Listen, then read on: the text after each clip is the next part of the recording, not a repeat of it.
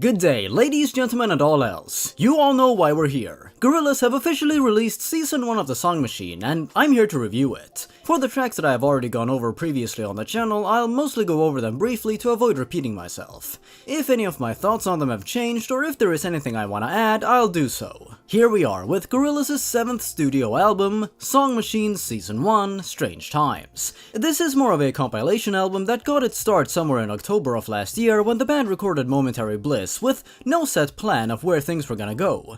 Things naturally developed over time as more tracks were created through the project. It all started with the band wishing to create standalone episodes of whatever music they wanted to create, which eventually developed into the album we have now. In my eyes, the whole of it still feels cohesive and fits together very well. Most tracks on the album therefore feel more self-contained in terms of their messages and lyrical contents, dealing with everything from the times we find ourselves in to heartbreak, ambition, failures and successes, and a whole lot more. Each track on the standard edition therefore feels like single material. I think in this regard, the more spread out feeling of the album works to its benefit. Instead of being constricted to a few ideas that have to coincide with a larger narrative, on Song Machine the music itself is what gets to shine, and it feels as though Damon Albarn and his collaborators and those behind the album just went with what they felt worked in the moment when creating the project. This makes it feel fresh, exciting, and also full of energy and clear passion. Every single track on the project has one or more collaborators showing up on it. Some are more pronounced than others, but they all contribute something to each song, which is nothing new for Gorillaz. However, a perceived overabundance of collaborators was a common criticism leveled towards the album Humans back in 2017, as some listeners felt lead singer 2D or Damon Albarn was pushed to the side during many moments on that album, as many felt he often took a back seat, so one has to wonder how this album balances the space between the fictional main members and the featured artists. In my opinion, this album balances these things very well for the most part, giving each artist their time to shine. It also helps that many of the tracks on the album have stunningly animated music videos to go along with them. These videos are much appreciated.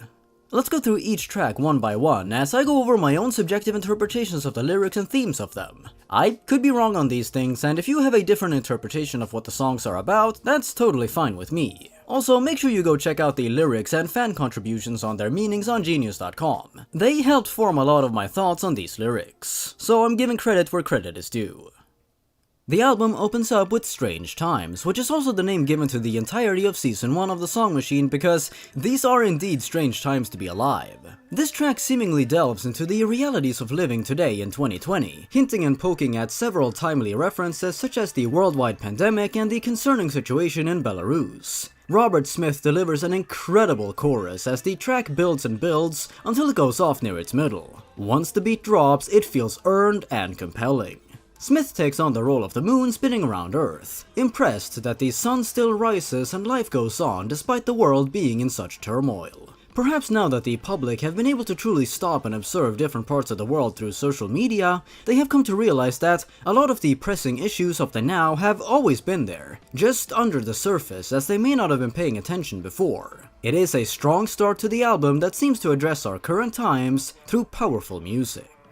The Valley of the Pagans featuring legendary American musician Beck is the second track on the album, starting off with upbeat drums and a catchy and funky bass line. It is a thumping beat and a real blast of energy. It's a great second track with an elegant, blissful instrumental and some funny lyrics going along with it, like Viagra tablets? What's going on here? Beck sounds charismatic, delivering energetic vocals while sounding confident and cool, and sometimes switching to a falsetto that sounds great over the beat. The chorus is incredibly easy to bop along to, and once the guitar kicks in, that's it. You know you've got something going on. It's so funky. The final verse is also noteworthy as both artists sing together alongside the beat, and it is so good. 2D and Beck work in tandem and bring the best out of one another, and you can't ask for much more. This is a damn fine song and an excellent second track. It's loud, has a breakneck pace, and is spectacular.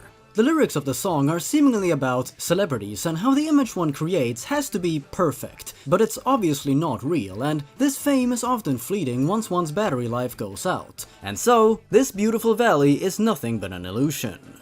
Beck and 2D sing of this idyllic valley where all your troubles are gone and you can feel on top of the world. Though at the bridge of the song, it seems this idyllic view slips a bit. Something's missing, Beck sings, but assures himself that he feels alright. right? The sun is shining, so no time to think about that. Let's party! This seems to criticize the way that we usually view the Hollywood star lifestyle as basically flawless and peachy, while in reality, nothing can ever be that. The valley seems amazing at first glance and seems to be the place to be, but it is also way too good to be true. That's what I think the song is getting at. To get down to it, this is a song that really gets me hyped up, and every time I put it on, I know I'm in for a ride. And this one was also performed in Animal Crossing. Best concert ever. Really though, that's charming as hell. After that, there is a sudden huge shift in tone from the previous song as the lost chord begins with a very eerie introduction. English musician Lee John begins by narrating over the song, thinking that he might be dreaming. And then 25 seconds in, the track gets groovy as hell and evolves very naturally. It is a smooth and steady transition into the beat, and as unexpected as it might be on first listen, it really works. It's very 80s and a very hypnotic instrumental. The vocals from both artists are strong, and the song builds and builds over the course of its runtime. Lee John works perfectly alongside the calmer beat, and frankly, it's beautiful and full of soul. Both singers work so well together, and Lee John very much delivered. I Wanna Be Free, he sings as the song comes to a close with seagulls making noise in the background, and surprisingly enough, they don't feel out of place. The lyrics seem to detail John going through some sort of out-of-body experience as he feels as though he is dreaming. Both 2D and John sing of a lost chord, something that is missing during these strange times. As rain pours down at this time of year, 2D is always in need of something more, something that, for now, seems to be missing from his life. In the second verse, Lee John goes on to detail how he wishes to find himself, and 2D wishes to be happy and to find himself in sunlight. They wish to break free. They are both searching for their lost chord, something to break them from their chains and make them feel free, and maybe that's what the seagulls at the closing of the song are meant to symbolize, finally discovering freedom, or at the very least, imagining it. Who knows? Next up is the video game-inspired track Pac-Man featuring American rapper and songwriter Schoolboy Q. It includes video game sound effects frequently and a beat that is instantly recognizable. It is a song that seems to deal with 2D and Q wanting to level up in the world, experiencing new challenges and conquering them, just like in a video game. At first, you will be wholly inexperienced and might just consider the challenge too much, but with practice and perseverance, you will win. Life is all about conquering whatever challenge comes your way, and as Q mentions at the end of the song, authenticity ought to come before all else. Material possessions are not everything if you lose your soul in the process. If you limit yourself to others, you won't make it to the next level.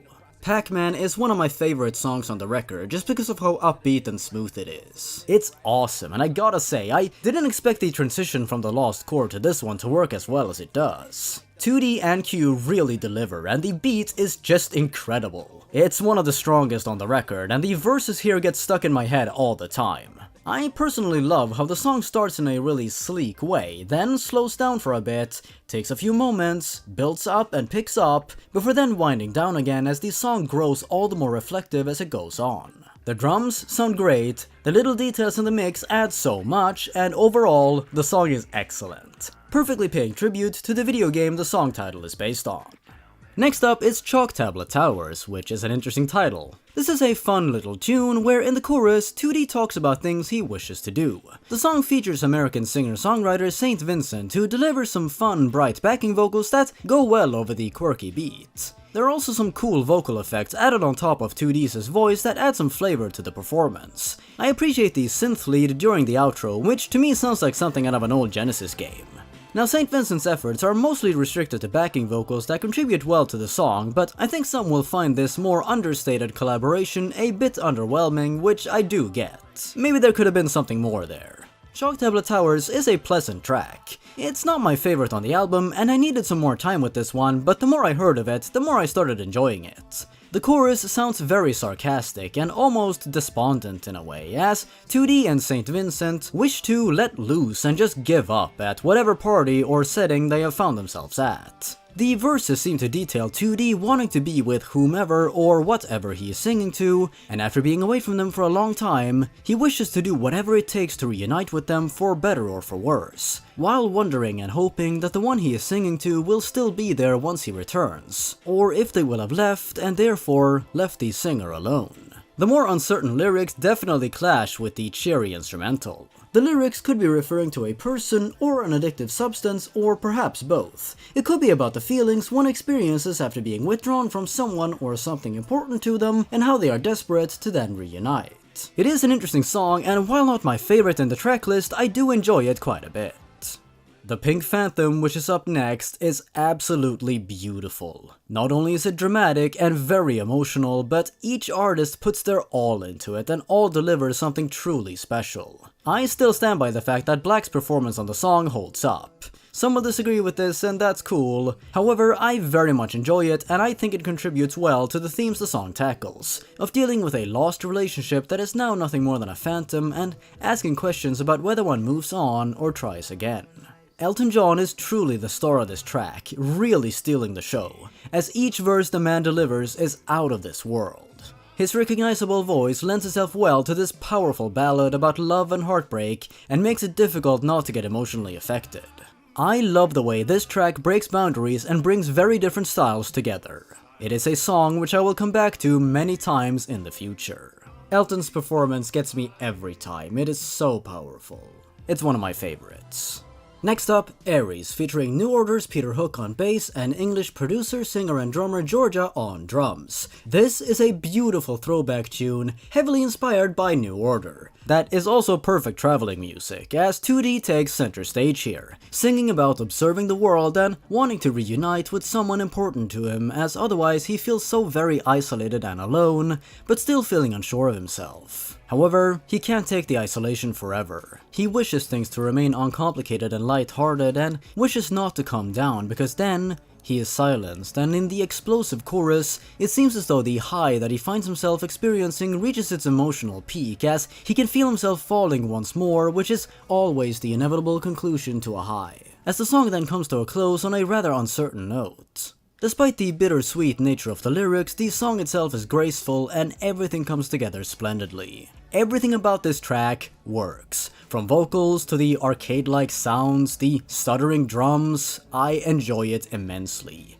Fantastic track. Next up, Friday the 13th is definitely a grower. A very dub-influenced track, it feels as though being stuck in a drug-induced haze, filled with worry and paranoia, yet attempts at bravado and confidence as well. The lyrics feel conflicting, as French-British rapper and singer-songwriter Octavian details what seems to be an internal struggle between wanting to strike out and feel in control, while at the same time doubting not only himself, but those around him and closest to him as well. 2D takes a back seat for most of the song, only popping in the outro to repeat the phrase "It's a beautiful day" and provide some backing vocals, which to me feels like a friend or associate of Octavian reassuring him that despite the dark thoughts clouding his mind, the day is still beautiful and should be appreciated, as the song then abruptly comes to a close. That is at least what I think the lyrics are getting at.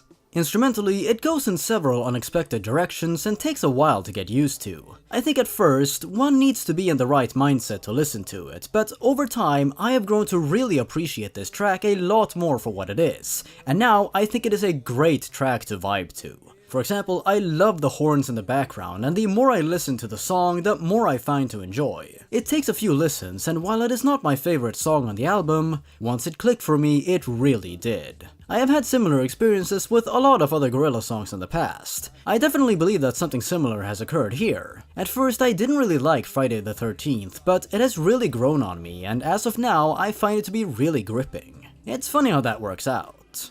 After Friday comes Dead Butterflies, featuring British rapper Kano and also Rosanne Arias, and the track is produced by Mike Well Made It, showcasing a very trap-influenced beat. The song has a very uncertain introduction, as we get to hear a bit of behind-the-scenes audio of Damon asking if they can loop the piano part. Then we get a sweet-sounding chorus delivered by 2D, which sounds careful and sentimental. The beat is very calming, reflective and forlorn, and when you get down to it, it is a very heavy song, as 2D sings in the chorus of having waited for symbolic butterflies to fly, but realizing that it is too late. They're gone, dead, and it is wishful thinking. It has been too long, and these dead butterflies will not fly anymore, which I think symbolizes a lost relationship.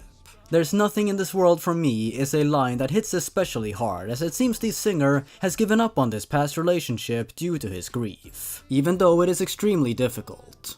To move on to the featured artists, Rosanne Arias appears on the song briefly and switches up from English to Spanish during her verse. It is a short yet appreciated feature that works a bit as a transition from 2D over to Kano, and her verse seems to suggest that she wishes to take a step back and figure everything out, while still being potentially ready to try again. Kano, making his second appearance on a Gorillaz album, then begins his verse, riding the beat wonderfully as he delivers it. He flows so well over the beat and starts by alluding to the news and media being quickly peddled, often with little to no evidence, so one must ask, who can you really trust? Everyone is a winner to Yelu's brethren is a line that seems to suggest that friendships and relationships in general can feel great up until they come to an end, which can then hurt immensely. One is then left to figure out where to go from there and how to react. All the while, memories of this past relationship come back and still hurt. So, where does one go from here? Dead Butterflies has an incredible beat and impressive verses from all artists involved, and I think the chorus delivered by 2D is remarkable and probably his best performance of the album. I really appreciate the lyrics and the emotions they display. Désolé was the second single released from the project and a huge shift in tone and perspective from what the first single had to offer. This track showed to me that the song machine would be entirely unpredictable in the best of ways, and this bright bossa nova track, featuring Malian actress and singer-songwriter Fatoumata Diawara, and singing in English, French and Bambara, is absolutely delightful and a perfect song to put on during a sunny summer day. Featuring introspective lyrics detailing 2D far from land while trying to hold on to whomever he is singing to, this song is calming and gorgeous. Each layer added builds on what was there before, and once everything comes together in the end, it is a dazzling experience filled with soul and spirit, and I genuinely get chills every time. The French word désolé, which means sorry in English, is repeated continuously all throughout the song, yet doesn't outstay its welcome. Rather, it gets one to sing along and feel the emotions here. This is another absolute highlight on the record and one of my other personal favorites. I am happy to hear the extended and tweaked version found on the album that lets one reflect a lot more on the instrumental, and I only consider that a positive. These vocals from both artists are so good. Désolé is a true triumph. Momentary Bliss is the final song on the standard edition of the album, and funnily enough the first song to have been unveiled from the project. This song is an absolute roar and really works when you want to go out jogging. It is a real motivator. Every artist featured here, whether it be Albarn, UK rapper Slowthai, or British musical duo Slaves, brings so much life and energy into it that you can tell they had a lot of fun while recording it. It very much feels like a 90s punk tune, and it is a damn fine song that makes me smile every time I hear it. It's so energetic and makes you want to get up and do some reckless shit. I love it. Now, I didn't particularly talk about the lyrics during my initial first thoughts, so I will offer some of my thoughts on what I think the track is getting at now.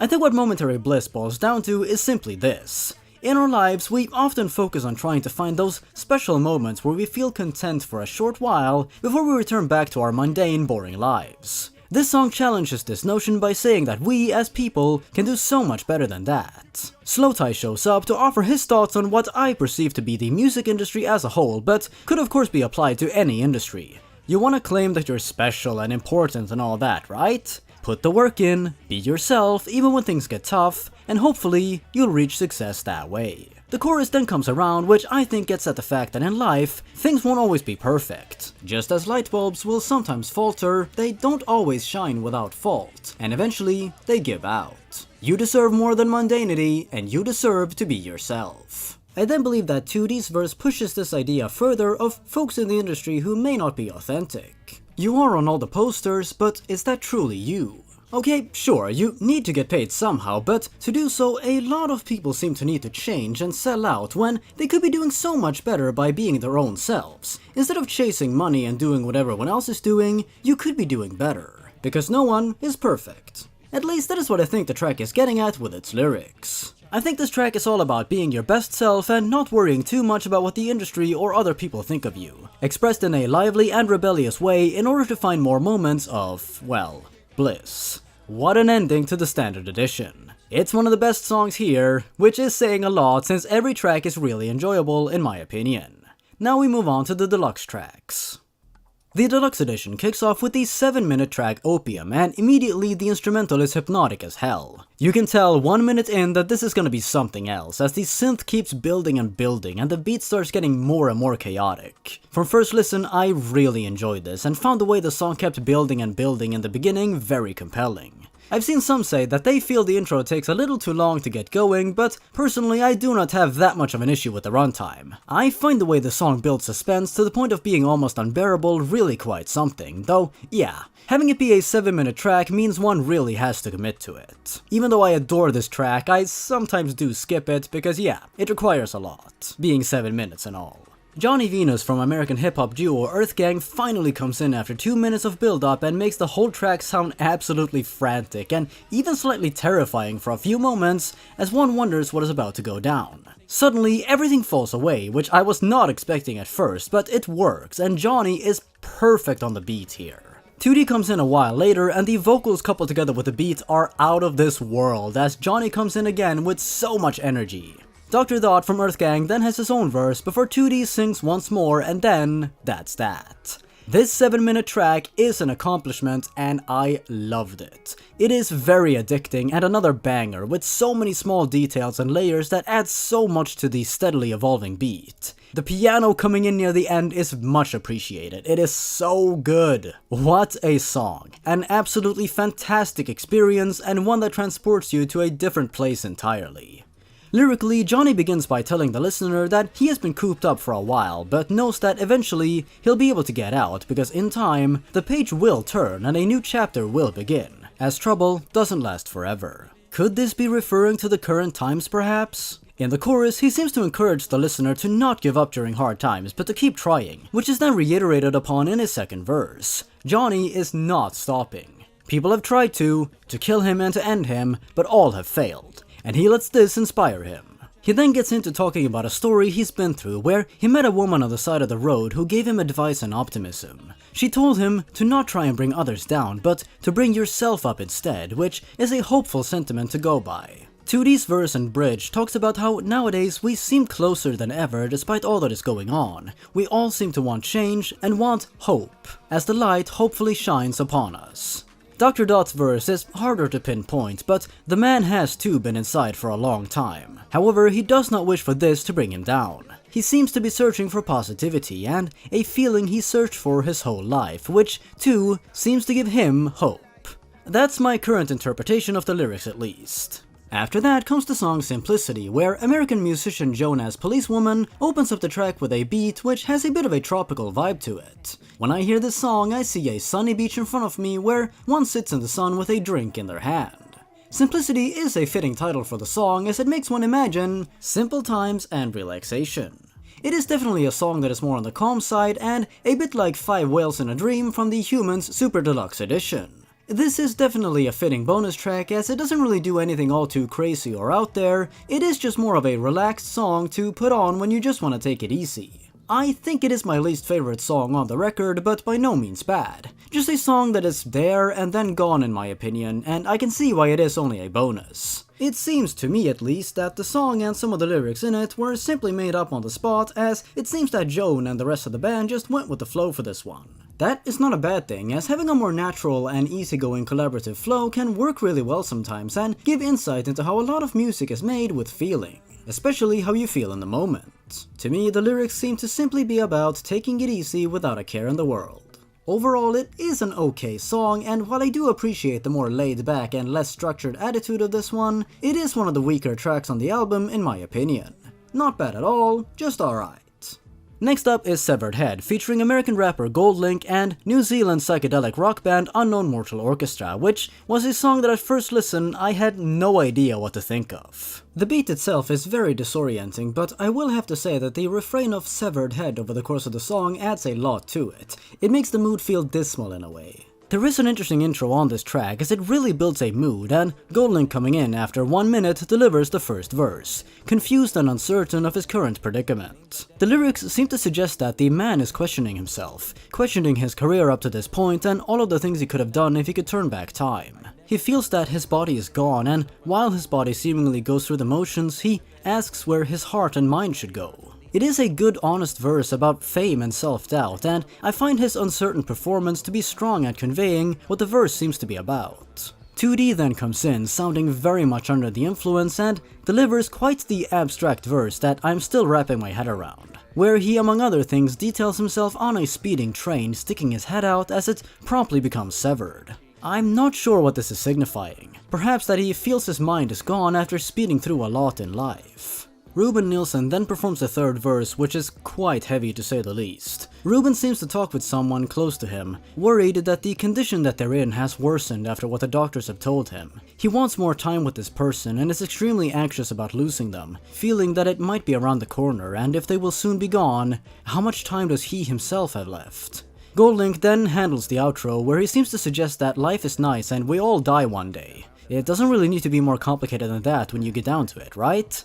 I found the lyrics of this song to be the absolute best part of it. I really appreciate how personal and introspective they get, and are what I most appreciate about the track, and I think they should really be commended. Other than that, I think this one requires you to really be in the right mindset. It is admittedly starting to grow on me, and once I delved into the lyrics I found a newfound appreciation for it, but it takes effort. Like I said, it is quite the disorienting track, and my first impressions of it were mixed, but the beat is really starting to resonate with me after a few listens, and currently it is stuck in my head and is suitably bleak, which is fitting to the lyrics. I get why this one is also a bonus track, as it is certainly not the type of song to get radio play. The song is starting to get better and better with time for me, and it is almost like being stuck in a void. At first I was unsure of it, but I am starting to like it more and more.